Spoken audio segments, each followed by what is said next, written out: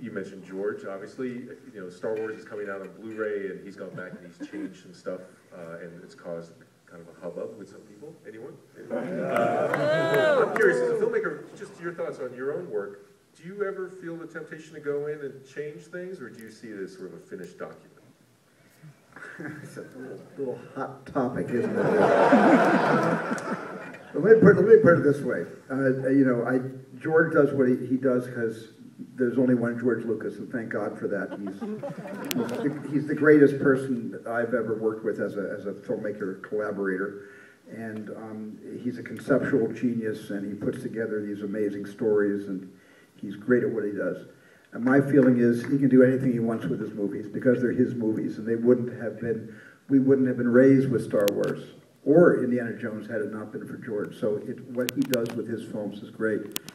Now, speaking for myself, you know, I tried this once, and I lived to regret it. And not because of fan outrage, but simply because I was a little disappointed in myself. But I got very, very kind of overly sensitive to some of the criticism E.T. had gotten from parent groups when it was first released in '82, having to do with Elliot saying penis breath, or the guns, you know, with the FBI or the CIA or whoever the plainclothes people were, and also there were certain Carlo Rambaldi brilliant but kind of rough around the edges close-ups of ET that I'd always thought, well, if the technology ever you know, evolves to the point that I can do some facial enhancements on ET, I'd like to. So I did an ET pass for like the third release of the movie. And it was okay for a while, and then I realized that what I had done was I had robbed the people who loved E.T. of their memories of E.T., and I had done that.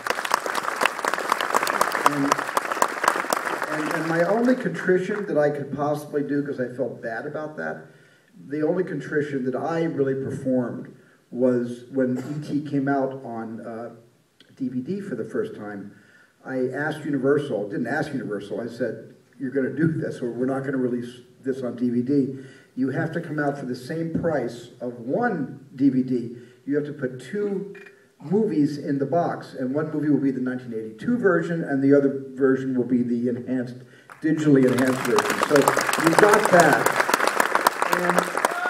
And what I'd like to ask is this. I'm going to do a little poll here, because I know we're coming out with the Blu-ray of E.T.